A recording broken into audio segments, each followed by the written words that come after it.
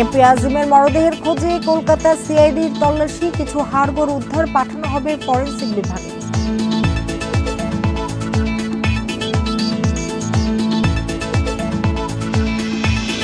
নেত্রকোনায় জঙ্গি আস্তানা সন্দেহে মাছের খামারে বোম ডিসপোজাল ইউনিটের অভিযান, গুলি, অস্ত্র, ওয়াকি টকি উদ্ধার।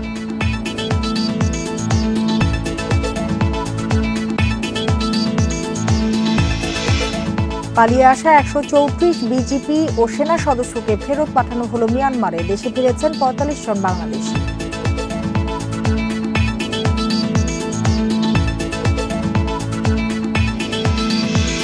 ঘূর্ণিঝড়ে স্থগিত 19 উপজেলায় শান্তিপূর্ণ ভোট শেষে গণনার প্রস্তুতি, অনিয়মের অভিযোগে 8 জন আটক।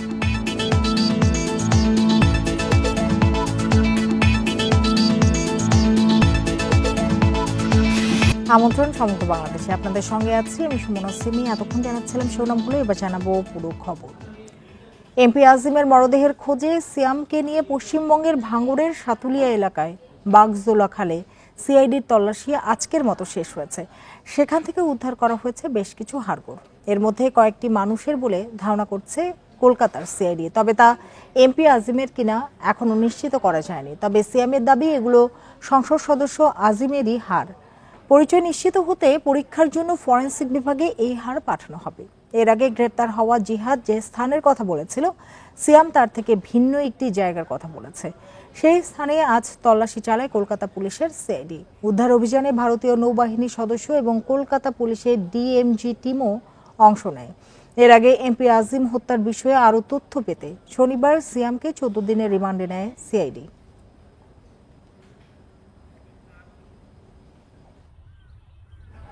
জঙ্গি আস্তানা সন্দেহে গতকাল থেকে ঘিরে রাখা নেত্রকোনা সদরের মাছের খামারটিতে অভিযান শুরু করেছে বোম ডিসপোজাল ইউনিট। সকাল 8:30টার দিকে ঢাকা থেকে আসা ইউনিটটি ঘটনাস্থলে পৌঁছে। এছাড়া শহরের বনুয়াপাড়ায় জঙ্গি আস্তানা সন্দেহে ঘিরে রাখা বাড়িটিতেও অভিযান চালানো হবে বলে জানিয়েছে পুলিশ।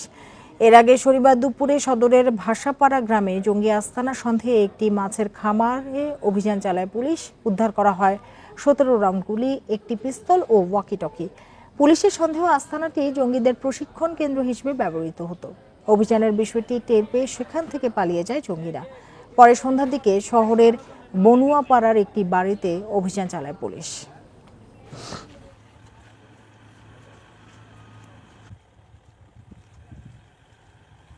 আমরা প্রাইমারিলি একটা ভিজিট করেছি, তো সেখানে আমরা কিছু এক্সপ্লোসিভ ডিভাইসের উপস্থিতি লক্ষ্য করেছি এবং আরও কিছু এক্সপ্লোসিভস ম্যাটেরিয়ালস আছে কিনা সেটার জন্য অলরেডি ভিতরে আমাদের বোম ডিসপোজাল ইউনিট সার্চ করছে। প্রাইমারি সার্চিংয়ের মাধ্যমে আমরা ভিতরের যে অবস্থাটা এটা সিকিউর করতে পারবো যে এক্সপ্লোসিভস ডিভাইস বা অন্য কিছু নাই, বা এর মধ্যে আমরা এগুলো ডিসপোজাল করে ফেলবো। এ বিষয়ে আরও জানাতে নেত্রকোনা থেকে যোগ দিয়েছেন সহকর্মী লাবলু পাল চৌধুরী। লাবলু, একটু জানতে চাই যে অভিযানটি এখন কোন পর্যায়ে রয়েছে আর কি কি উদ্ধার হলো এখন পর্যন্ত?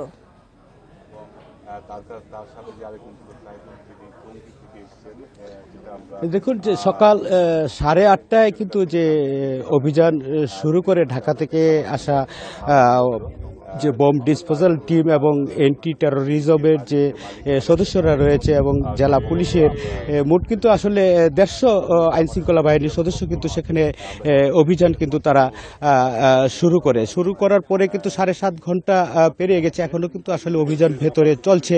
তবে বেলা 2:15টার দিকে কিন্তু যে ময়মনসিংহ রেঞ্জের যে ডিআইজি আছেন তিনি কিন্তু একটি ব্রিফ করেছেন আমাদের। সেখানে তিনি বলেছেন যে ভেতরে প্রচুর পরিমাণে বিস্ফোরক তারা পেয়েছে, আইইডি জাতীয় কিছু বিস্ফোরক সহ আরও বিভিন্ন অনেক প্রচুর বিস্ফোরক পেয়েছে। এর মধ্যে আমরা কিন্তু দেখতে পেয়েছি যে প্রায় 10 মিনিট আগে কিন্তু আসলে দমকল বাহিনীর সদস্যদেরও কিন্তু আনা হয়েছে, এখানে ভেতরে কাজ চলছে। তবে যেটি তারা বলছিলেন যে আজকে কিন্তু আসলে সারা দিন লেগে যেতে পারে ভেতরে কাজ করতে, খুব সতর্কতার সাথে কাজ করতে হচ্ছে। যদি কোনো বিস্ফোরণ ঘটে তাহলে তো আসলে প্রাণহানির মতো একটি শঙ্কা থাকার কথা বলছিলেন, যে কারণে যে উৎসুক জনতা এবং গণমাধ্যম কর্মী সকাল থেকে যতটুকু দূরত্বে ছিল বাড়িটির থেকে, তার থেকে কিন্তু আরও 150 থেকে 200 ফিট কিন্তু আসলে দূরে সবাইকে সরিয়ে দেওয়া হয়েছে। এরকম একটা অবস্থায় কিন্তু আসলে যে এখানে ভেতরে যে অভিযান চলছে, সেই অভিযান শেষের পরে কিন্তু আসলে নেত্রকোনা যে পৌর শহরের ভেতরে যে বনুয়াপাড়া এলাকায় আরেকটি বাড়ি রয়েছে, সেই বাড়িটিও কিন্তু পুলিশ ঘিরে রেখেছে, সেখানে পরে অভিযান চালানো হবে, এরকমটি কিন্তু আসলে পুলিশের তরফ থেকে বলা হয়েছিল। নেত্রকোনা থেকে কথা হচ্ছিল সহকর্মী লাবলু পাল চৌধুরীর সাথে। মিয়ানমারের অভ্যন্তরীণ সংঘর্ষের জেরে বাংলাদেশে পালিয়ে আসা 134 বিজিপি ও সেনা সদস্যকে মিয়ানমারের কাছে হস্তান্তর করা হয়েছে। এদিকে মিয়ানমারে কারাভোগ শেষে দেশে ফিরেছেন 45 জন বাংলাদেশি। ভোর থেকে কক্সবাজার শহরের নুনিয়ার ছড়ার BIWT এর ঘাট এলাকা পুলিশ, বিজিবি, কোস্টগার্ড এবং গোয়েন্দা বাহিনী সহ নিরাপত্তার চাদরে ঢেকে রাখা হয়েছে। সকাল 10টার দিকে রাখাইন রাজ্যের সিথওয়ে থেকে মিয়ানমার নৌবাহিনীর জাহাজ UMS চিন ডুয়েন কক্সবাজারে রোঙন করে।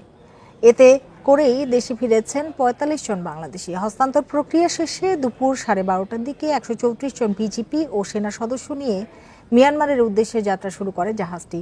এর আগে 2 দফায় বাংলাদেশে আশ্রয় নেওয়া 618 বিজিপি সেনা সদস্য ও কাস্টমস কর্মকর্তাকে মিয়ানমারে ফেরত পাঠানো হয়।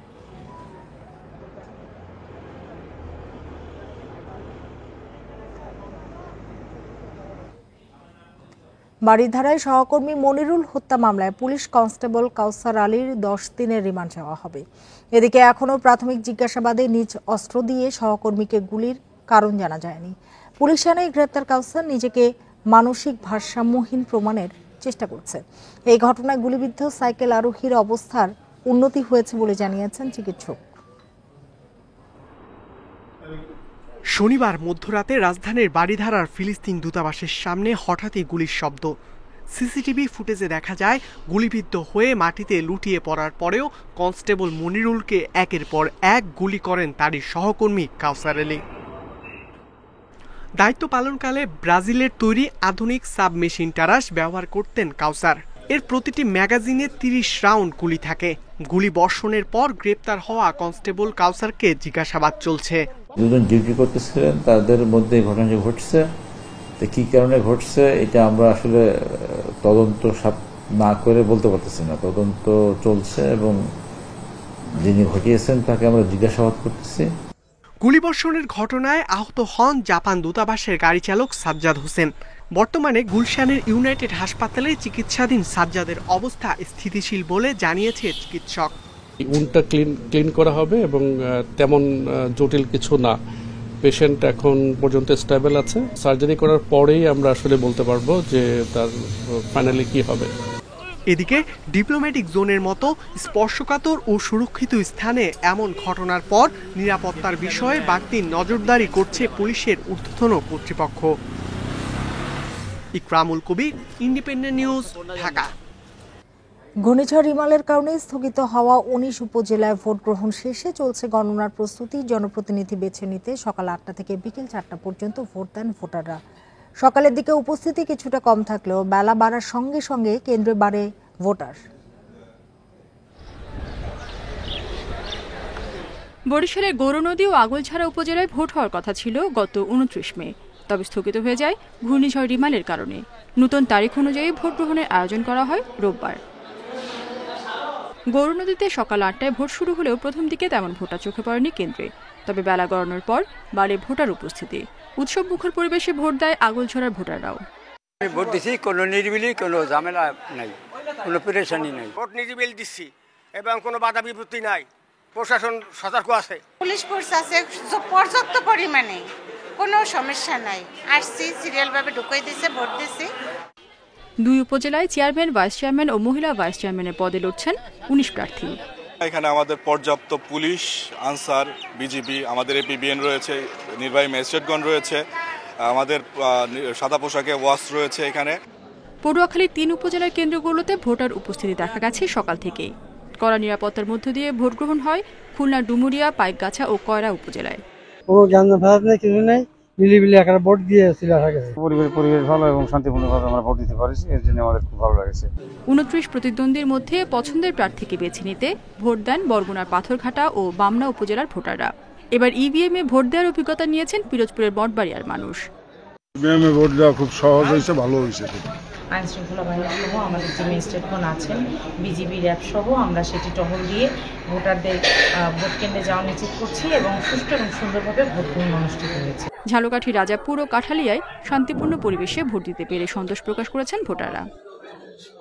রেশমি নন্দী, ইন্ডিপেন্ডেন্ট নিউজ। উপজেলা নির্বাচনে ভোলার লালমোহনের লর্ড হার্ডিন্সে ভাইস চেয়ারম্যান প্রার্থী জাকিরের কর্মীদের বিরুদ্ধে অপর প্রার্থী রিমনের 6 কর্মীকে কুপিয়ে আহত করার অভিযোগ উঠেছে। এছাড়া অনিয়মের অভিযোগে বরগুনা ও বরিশালে প্রিজাইডিং কর্মকর্তা সহ 8 জনকে আটক করা হয়েছে। বরগুনার পাথরঘাটায় উপজেলা পরিষদ নির্বাচনে অনিয়মের অভিযোগে এক সহকারী প্রিজাইডিং কর্মকর্তা সহ 3 জনকে আটক করেছে নির্বাহী ম্যাজিস্ট্রেট। কালমেঘার আমরাগাছিয়া কেন্দ্রের প্রিজাইডিং অফিসার রিয়াজ হোসেন জানান, চেয়ারম্যান প্রার্থীর ব্যালট না দিয়ে ভাইস চেয়ারম্যান ও মহিলা ভাইস চেয়ারম্যান পদের ব্যালট দেন তারা। পরে ভোটারের অভিযোগের ভিত্তিতে ঘটনার সত্যতা পান নির্বাহী ম্যাজিস্ট্রেট। দুপুরে ভোট কক্ষ থেকে আটক করা হয় সহকারী প্রিজাইডিং কর্মকর্তা জাকির হোসেন ও পোলিং অফিসার রবিউল ইসলাম ও ঝুমুর রানী বিশ্বাসকে। এদিকে বরিশালের গৌর নদীর পাইলট স্কুল কেন্দ্রে বিশৃঙ্খলা সৃষ্টির অভিযোগে গৌর নদী শাখা ছাত্রলীগের যুগ্ম সম্পাদক ইমরান মিয়া সহ 5 জনকে আটক করেছে পুলিশ ও বিজিবি।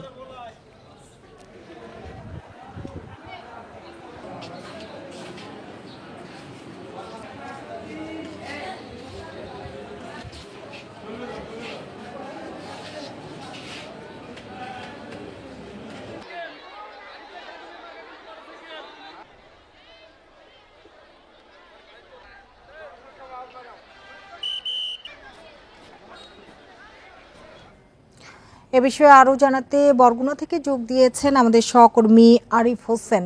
আরিফ, একটু জানতে চাই যে বরগুনা সহকারী প্রিজাইডিং কর্মকর্তা সহ 3 জনকে কিন্তু ভোট কক্ষ থেকে আটক করা হয়েছে, এর কারণ কি হয়েছিল? আসলে আমি আপনাকে একটু বলে রাখি, আসলে বরগুনার যে আমরাতলা যে ভোট কেন্দ্রের সেখানে একজন সহকারী প্রিজাইডিং অফিসার এবং 2 জন পুলিং অফিসারকে ভোট কক্ষ থেকে গ্রেপ্তার করা হয়েছে। মূল বিষয়টা ছিল একজন ভোটারের অভিযোগে। সেই ভোটারের অভিযোগটি এরকম ছিল, তার সে ভোট কক্ষে যখন ভোট দিতে যায় তার চেয়ারম্যান যে প্রার্থীর ব্যালটটা ওই সহকারী প্রিজাইডিং রেখে দেয় এবং যে 2 জন ভাইস চেয়ারম্যান প্রার্থীর যে ব্যালট রয়েছে মহিলা এবং পুরুষ, সেই ভোটার ব্যালট দুটি তাদের দেওয়া হয় ভোট দেওয়ার জন্য। এবং এই কারণেই কিন্তু ওই যে ভোটারের চেয়ারম্যান প্রার্থীর ব্যালটটি রেখে দিয়েছিল সহকারী প্রিজাইডিং অফিসার, তার বিরুদ্ধে তিনি অভিযোগ দেন তাৎক্ষণিক নিচে তার দায়িত্বরত যে নির্বাহী ম্যাজিস্ট্রেট ছিল তার কাছে, এবং তখনই তাৎক্ষণিক নির্বাহী ম্যাজিস্ট্রেট ঘটনাস্থল পরিদর্শন করে এবং ঘটনার সত্যতা পায়, এবং সত্যতা পাওয়ার সাথে সাথে কিন্তু তাৎক্ষণিক ওই 3 জনকে ওখান থেকে সাময়িক বরখাস্ত করে এবং আটক করে নেন এবং পরবর্তীতে তারা এই বিষয়ে পদক্ষেপ নেবেন। আমরা ওনাদের সাথে কথা বলেছি যে ওনাদের বিষয়ে তাৎক্ষণিক ওনারা আমাদেরকে জানিয়েছেন যে ওরা নির্বাচন কমিশন বরাবরে এই বিষয় নিয়ে ওনারা লিখিত চিঠি দিবেন এবং নির্বাচন কমিশন থেকে যে ফিডব্যাক আসবে, যে নির্দেশনা আসবে, সেই নির্দেশনা অনুযায়ী ওনাদের ব্যবস্থা করা হবে। আমি আপনাকে যদি আরেকটু জানাই রাখি, আসলে বরগুনার 2টি উপজেলায় আসলে ভোট হচ্ছে, তো তার মধ্যে পাথরঘাটা এবং বামনা উপজেলায় এই 2টি কেন্দ্রে আসলে 2টি উপজেলার মধ্যে আসলে ভোটটা মূলত উপজেলা পরিষদ নির্বাচনের মধ্যে সীমাবদ্ধ নয়। এখানে একজন সাবেক এমপি এবং বর্তমান এমপির একটা দ্বন্দ্বে আকার রূপ নিয়েছে। তো এই বিষয়টা যখন প্রশাসন টের পায় তখন আসলে দেখা গেছে 2 পক্ষেরই অনেক প্রভাবশালী তাদেরকে এক প্রকার নজরবন্দি রাখা হয়। যেমন আমি যে কেন্দ্রে দাঁড়িয়েছে এখানকার যে ইউনিয়ন পরিষদের যে চেয়ারম্যান, তো ওনাকে আসলে নজরবন্দি করে রাখা হয়েছে। উনি শুধু ওনার ভোট প্রয়োগ করতে পেরেছে এবং তারপরে ওনাকে একটা রুমে আসলে প্রশাসন নজরবন্দি করে রেখেছে। যে সামগ্রিকভাবে ভোট সুষ্ঠু করার জন্য প্রশাসনের যে ব্যবস্থা আসলে নেওয়া দরকার ছিল সেই ব্যবস্থা আসলে প্রশাসন নিয়েছে। তবে আমি আরেকটু জানিয়ে রাখি যে ভোটারের যে উপস্থিতির হার কিন্তু তেমন একটা বেশি না। এখানে আসলে 47% ভোট, আমি যে কেন্দ্রটায় দাঁড়িয়ে আছি এই কেন্দ্রের কাস্টিং ভোটের আসলে 47% ভোট কাস্ট হয়েছে। এবং এখানে বেশিরভাগই আমরা দেখেছি আসলে বিভিন্ন জায়গায় ঘুরে যারা আসলে নূতন ভোটার, যারা বিভিন্ন শিক্ষা প্রতিষ্ঠান বিভিন্ন জায়গায় পড়াশোনা করছে, কোথাও চাকরি করছে, আসলে এই ভোটারগুলো না আসার কারণে আসলে ভোটার উপস্থিতিটা কম ধারণা করছে এখানকার সাধারণ ভোটাররা। এছাড়া ভোটার উপস্থিতির কথা আপনি বলছিলেন, যেহেতু দুটো উপজেলায় ভোট হয়েছে, আপনি বলছিলেন ভোটার উপস্থিতি 47% হয়েছে, তার মানে ভালোই ভোটার উপস্থিতি ছিল। ভোটাররা এছাড়া পরিবেশ নিয়ে কি জানিয়েছেন, সারাদিন কেমন ভোট হলো, সব মিলে প্রার্থীরা কি বলেছেন? আসলে আমি প্রার্থীদের সাথে কথা বলেছি। আসলে প্রার্থীরা ভোটের যে পরিবেশ ছিল, প্রশাসনিক যে কাঠামো ছিল, কাঠামোর যে ব্যবস্থা ছিল, সে সন্তোষ প্রকাশ করেছেন তারা, এবং ভোটাররাও তারা নির্বিঘ্নে যে ভোট দিতে পেরে আসলে তারা স্বস্তি প্রকাশ করেছেন, এবং তারা প্রশাসনের প্রতি যে আশ্বস্ত হয়েছেন এবং তাদের দাবি যাতে যে অন্য সকল যে ভোটগুলো সামনে যে ভোটগুলো আসবে এবং একইভাবে যাতে প্রশাসনের শক্ত নজরদারি থাকে, সেই প্রত্যাশা করছে আসলে ভোটাররা।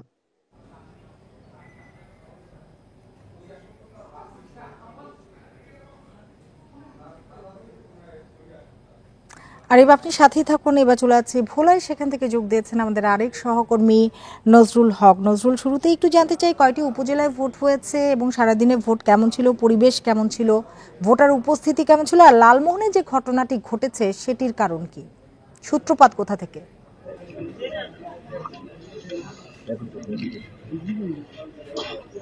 দেখুন, আমি আজকে সারাদিনই ভোলা জেলার লালমোহন উপজেলায় ছিলাম। এখন আমি যেখানে আছি সেটি হচ্ছে লালমোহন উপজেলার লর্ড হার্ডিন্স ইউনিয়নের মাদ্রাসা বাজার। এই বাজারের একটু পাশেই রয়েছে হাজী আব্দুর রশিদ সরকারি প্রাথমিক বিদ্যালয় কেন্দ্র। সেই কেন্দ্রে সারাদিনই ভোট ভালোভাবে ছিল। এছাড়া অন্যান্য যে এলাকা রয়েছে সেখানেও শান্তিপূর্ণভাবেই ভোট হচ্ছিল। কিন্তু এই যে রশিদ প্রাথমিক বিদ্যালয় কেন্দ্র, সেখানে দুপুরের পর একটি অপ্রীতিকর এবং সহিংস ঘটনা ঘটেছে। এখানে দুজন ভাইস চেয়ারম্যান প্রার্থীর সমর্থক রয়েছেন, একজন হচ্ছেন রিমন এবং আরেকজন হচ্ছেন জাকির পঞ্চায়েত। জাকির পঞ্চায়েতের সমর্থকরা এখানে যে রিমনের সমর্থক রয়েছে তাদের উপরে অতর্কিত হামলা চালিয়েছে এবং কুপিয়ে মারাত্মকভাবে 6 জনকে জখম করেছে। আমরা যে 6 জন জখম হয়েছে তার মধ্য থেকে একজন ইমরান এবং তার ছেলে রিয়াজ, এই দুজনকে আমরা দেখেছি। তাদের অবস্থা এতটাই ভয়াবহ ছিল যে তাদের মাথায় এমনভাবে কুপিয়ে আঘাত দেওয়া হয়েছে এবং হাত কেটে দেওয়া হয়েছে, হাতের হাড় কেটে গেছে। সেই ভয়াবহ দৃশ্য আমরা কেউ দেখতে পারিনি এবং একটা ভয়াবহ অবস্থা। সেই অবস্থায় তাকে আমরা দেখেছি ভোলা সদর হাসপাতালে উন্নত চিকিৎসার জন্য নিয়ে গেছেন। আমার পেছনে যারা দাঁড়িয়ে রয়েছেন এদের অনেকেরই অভিযোগ গত কয়েকদিন ধরে এই মাদ্রাসা বাজারে বেশ মারধরের ঘটনা ঘটেছে। মোটরসাইকেলে ভাঙচুর করা হয়েছে, অগ্নিসংযোগ করা হয়েছে এবং বাজারের দোকানপাট ভেঙে দেওয়া হয়েছে। এই লর্ড হার্ডিন্স এমন একটি ইউনিয়ন, এটি কিন্তু শুরু থেকে একটি সন্ত্রাসের জনপদ। 92 সালে যে দাঙ্গা হয়েছিল, হিন্দু সম্প্রদায়ের উপরে যে অত্যাচার হয়েছিল, সেই অত্যাচারের জন্য এই জায়গাটি শুরু থেকে একটি বিখ্যাত জায়গা ছিল এবং যতবারই এখানে নির্বাচন হয় ততবারই সহিংস ঘটনা ঘটে। এখানে যে ইউনিয়ন পরিষদ চেয়ারম্যান রয়েছেন আবুল কাশেম, তিনি মূলত তার আধিপত্যকে ধরে রাখার জন্য এখানে নিরীহ মানুষের উপরে সব সময় অত্যাচার করে থাকেন। আজকে কয়দিনও তিনি এরকমই করেছেন, যার প্রভাবে এখানকার সাধারণ মানুষ নানাভাবে অত্যাচারিত হয়ে আসছেন।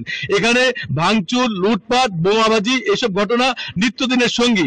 গত কয়েকদিন ধরে, বিশেষ করে গতকাল রাতেও রাতভর এখানে বোমাবাজির ঘটনা ঘটেছিল। সেই বোমাবাজির পর থেকে সারাদিন মানুষ আতঙ্কে ছিল, আতঙ্কের মধ্যেও মানুষ ভোট কেন্দ্রে গিয়েছিলেন। কিন্তু দুপুরের পরে এমন একটি ঘটনা ঘটে গেছে যে এখন এখানে থমথমে অবস্থা বিরাজ করছে। এখানে নির্বাহী ম্যাজিস্ট্রেটের নেতৃত্বে পুলিশ রয়েছে, অন্যান্য বাহিনী রয়েছে, ভোট শেষ হয়েছে, কিন্তু মানুষের মধ্যে যে আতঙ্ক সেটি কিন্তু বাহিনী মোতায়েন রয়েছে। স্থগিত উপজেলাগুলোতে ভোট গ্রহণ নিয়ে জানাচ্ছিলেন আমাদের সহকর্মীরা।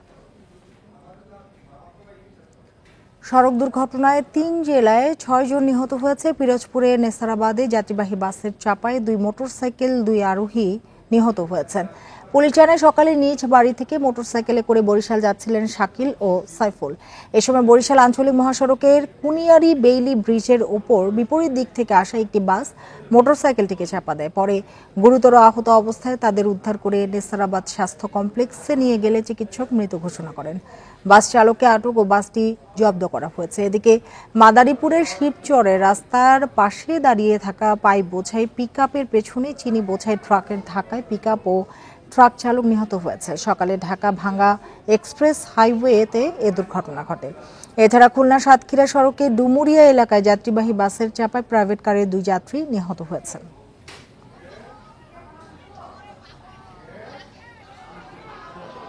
কুমিল্লার বুড়িচংয়ে বিএসএফ এর গুলিতে এক বাংলাদেশি নিহত হয়েছেন। সকাল 8টায় উপজেলার বকশিমূল ইউনিয়নের জামতলা এলাকায় ভারতীয় সীমান্তে এই ঘটনা ঘটে। নিহত মোহাম্মদ আনোয়ার হোসেন বকশিমূল ইউনিয়নের মিরপুর গ্রামের বাসিন্দা। বুড়িচং থানার ভারপ্রাপ্ত কর্মকর্তা আবু হাসনাত খন্দকার বিষয়টি নিশ্চিত করেছেন। মরদেহটি ভারতীয় সীমান্তে পড়ে আছে বলে জানান। বিজিবি বিএসএফ এর পতাকা বৈঠকের মাধ্যমে মরদেহ ফেরত আনার প্রক্রিয়া চলছে। সকালবেলা সময় যখন 8টা বাজে ওই সময় আমরা গুলির আওয়াজ শুনতে পাই আর কি। তো এর আধা ঘন্টা পরে আবার আরেকটা শব্দ শুনতে পাই। তারপর এদিকে আসার পরে শুনি যে ইন্ডিয়ার বিএসএফ নাকি গুলি করছে। তারা নাকি লাশ অর্থাৎ বডি পোস্টমর্টম করার জন্য নিয়ে গেছে। পোস্টমর্টম কইরা এসে তারা নাকি ফ্ল্যাগ মিটিং আসবে। চট্টগ্রামের আগ্রাবাদে খালে পড়ে নিখোঁজ 8 বছরের এক শিশুর মরদেহ উদ্ধার করা হয়েছে। সকালে বাসার পাশের খাল থেকে তার মরদেহ উদ্ধার করা হয়।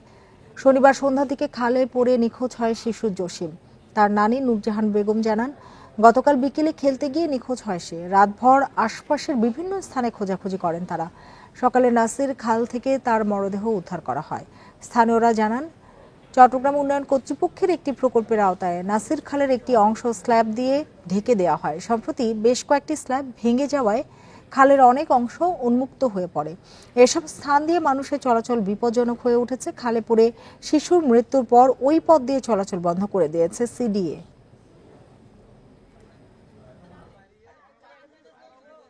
টোকাতে আছে গোড়ারা টোকাছে কুরুমিকা পাই না।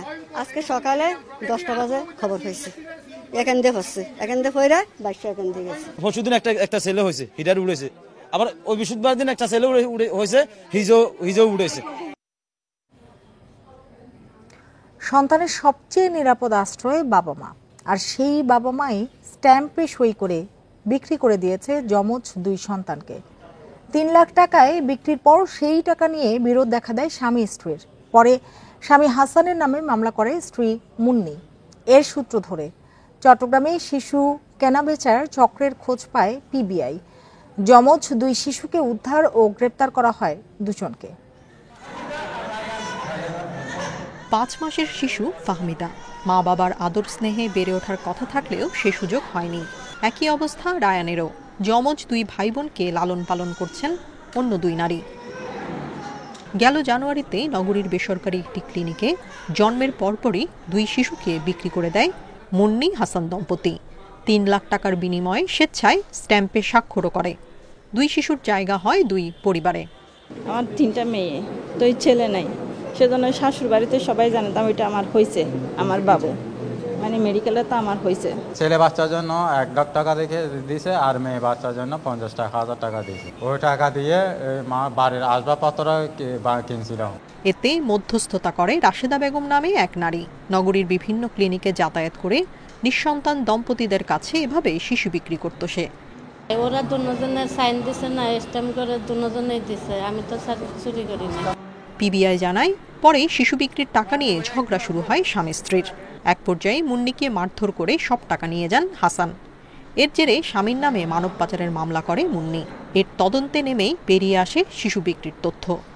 আমরা ওদের 2 জনের কল লিস্টে থেকে আমরা কমন পেয়ে গেলাম হলো রাশেদা আক্তারকে। তার বাড়ি হলো ছিন্নমূলে। সে হলো আপনার প্রফেশনালি বাচ্চার মধ্যস্থতাকারী। ইতিপূর্বে সে একবার ডিবির হাতেও অ্যারেস্ট হয়েছিল। আদালতের নির্দেশনা না আসা পর্যন্ত ফাহমিদা ও রায়ান পিবিআই এর হেফাজতে থাকবে। Independent news. খাগড়াছড়ির পানছড়িতে দুর্বৃত্তের গুলিতে ইউপিডিএফ সমর্থক বরুণ বিকাশ চাকমা নিহতের ঘটনায় এখনো মামলা হয়নি। সকালে ঘটনাস্থল থেকে নিহতের মরদেহ উদ্ধার করে পানছড়ি থানা পুলিশ। এর আগে শনিবার রাতে দুদক ছড়ার সীমানাপাড়ায় নিজ বাড়িতে অবস্থান করছিলেন বরুণ চাকমা। এ সময় দুর্বৃত্তরা বাড়িতে ঢুকে তাকে গুলি করে হত্যা করে। এই হত্যাকাণ্ডের ঘটনায় সন্তু লারমার নেতৃত্বাধীন পার্বত্য চট্টগ্রাম জনসংহতি সমিতিকে দায়ী করেছেন ইউপিডিএফ এর জেলা সংগঠক অঙ্গ মার্মা। নিহতের মরদেহ ময়নাতদন্তের জন্য খাগড়াছড়ি আধুনিক সদর হাসপাতালে প্রেরণ করা হয়েছে।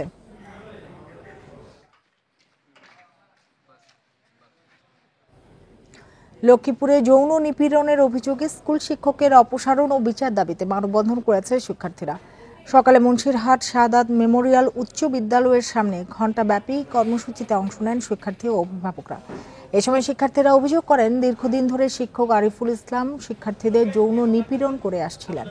এসব বিষয়ে ম্যানেজিং কমিটির সভাপতি ইসমাইল পাটোয়ারি ও প্রধান শিক্ষক আরমান হোসেনের কাছে বারবার অভিযোগ দিয়েও কাজ হয়নি। বরং অভিযুক্ত শিক্ষকের পক্ষে অবস্থান নিয়ে বিষয়টি ধামাচাপা দেওয়ার চেষ্টা করেন প্রধান শিক্ষক। অবিলম্বে প্রধান শিক্ষক সহ অভিযুক্ত শিক্ষককে অপসারণ ও কঠোর শাস্তির দাবি জানান শিক্ষার্থীরা।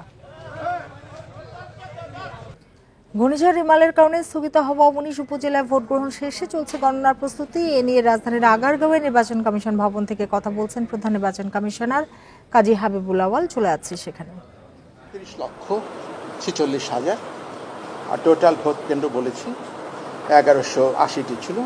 এই ছিল আজকের, এবং ভোটের যে পরিস্থিতি আজকে শান্তিপূর্ণ ছিল, সংখ্যাও কম, ধাপ কম, সেদিক থেকে বেশ শান্তিপূর্ণ ছিল। আর আমাদের নির্বাচনটা সনাতন যেভাবে হয়, কিছু কিছু অপ্রীতিকর ঘটনা ঘটেই থাকে। অনেকেই চেষ্টা করে শক্তি প্রয়োগ করতে, অর্থের লেনদেন প্রচুর হয়ে থাকে। অর্থের লেনদেনটা যেমন ভোটারদেরকে আগ্রহী করার জন্য আসা যাওয়ার, এবং অনৈতিকভাবে অর্থের লেনদেনের খবর আমরা পেয়ে থাকি। এগুলো বাস্তবতা, এগুলো থেকে উত্তরণের চেষ্টা আমরা পরিশেষে আরও আলাপ আলোচনা করে কীভাবে উত্তরণ ঘটানো যায় এগুলো চিন্তা করব।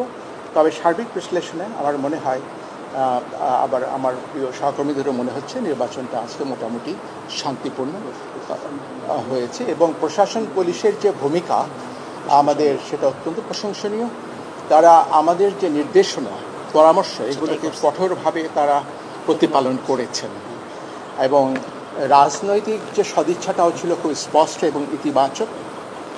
তবে এবার যে নির্বাচনে যদিও রাজনৈতিকভাবে অংশগ্রহণের সুযোগ ছিল, কিন্তু দেখা গেছে যে রাজনৈতিকভাবে দু একটি দল ছাড়া ওরা রাজনৈতিক প্রতীকে অংশগ্রহণ করেনি, যার ফলে নির্বাচনটা আগের মতো স্থানীয়ভাবে হয়েছে।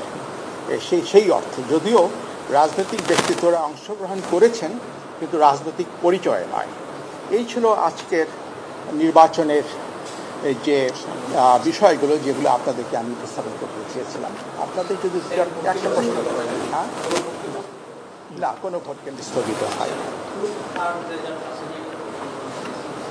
জি, এটা হয়তো কালকে কিছু গণনার ব্যাপার আছে, গণনা শেষ হয়নি, কারণ আপনার ব্যালটে হচ্ছে। উপজেলা নির্বাচনে ভোট গ্রহণ শেষে প্রতিক্রিয়া জানাচ্ছিলেন সিএসসি হাবিবুল আওয়াল। আমরা এতক্ষণ সেখানেই ছিলাম। চলে যাচ্ছে পরের খবরটিতে। জামালপুরের সরিষাবাড়িতে ইজি বাইক চুরি ও চালককে শ্বাসরোধে হত্যা মামলায় 4 জনকে মৃত্যুদণ্ড দিয়েছেন আদালত। সেই সাথে প্রত্যেক আসামিকে 50,000 টাকা করে জরিমানা করা হয়েছে। দুপুরে অতিরিক্ত জেলা ও দারা জজ 2-এ আদালতের বিচারক আনোয়ার সাদাত এ রায় ঘোষণা করেন। রাষ্ট্রপক্ষের আইনজীবী জানায়, 2016 সালে সরিষাবাড়িতে ইজি বাইক চুরির পর চালক লাইজু মিয়াকে শ্বাসরোধ করে হত্যা করে আসামিরা। এ ঘটনায় নিহতের পিতা বাদী হয়ে সরিষাবাড়ি থানায় একটি হত্যা মামলা দায়ের করলে জড়িত রুবেল মিয়া ও মনি তাহেরকে গ্রেপ্তার করে পুলিশ। সাক্ষ্য গ্রহণ শেষে 4 জনকে যাবজ্জীবন কারাদণ্ড দেয় আদালত। এদিকে রাজশাহীর চারঘাটে ভ্যান চালক জালাল উদ্দিন হত্যা মামলায় 3 আসামিকে যাবজ্জীবন কারাদণ্ড দিয়েছে আদালত। দুপুরে রাজশাহী অপরাধ দমন ট্রাইব্যুনাল আদালতের বিচারক মোহাম্মদ সাইফুর রহমান সিদ্দিকের রায় দেন। গলায় রশি পেঁচাইয়া পরিকল্পিতভাবে হত্যা করেছে। তারা 164 ধারা জবানবন্দি অনুযায়ী তারা স্বীকার করেছে। তে আমরা প্রমাণ করতে সমর্থ হয়েছি। এখানে 4 জনকে মৃত্যুদণ্ড দিয়েছে। ফেনীর সোনাগাজীতে অবৈধভাবে চাঁদা আদায়ের সময় চাঁদাবাজ চক্রের 8 সদস্যকে আটক করেছে র্যাব 7। এ সময় তাদের কাছ থেকে নগদ 49,800 টাকা ও বিভিন্ন নামে বেনামে ছাপানো অবৈধ রসিদ উদ্ধার করা হয়। র্যাব জানায়, গোপন সংবাদের ভিত্তিতে সোনাগাজীর ডাকবাংলো, কলেজ রোড ও 0 পয়েন্ট এলাকায় অভিযান চালিয়ে চাঁদাবাজ চক্রের 8 সদস্যকে আটক করা হয়। জিজ্ঞাসাবাদে আটককৃতরা জানায়, দীর্ঘদিন ধরে পরিবহন চালকদের ভয়ভীতি প্রদর্শন, নামে বেনামে ছাপানো রসিদ সহ বিভিন্ন ব্যক্তি ও প্রতিষ্ঠানের নাম ব্যবহার করে চালকদের কাছ থেকে চাঁদা আদায় করে আসছিল। পরে আটককৃতদের বিরুদ্ধে আইনানুগ ব্যবস্থা নিতে সোনাগাজী মডেল থানায় হস্তান্তর করা হয়েছে।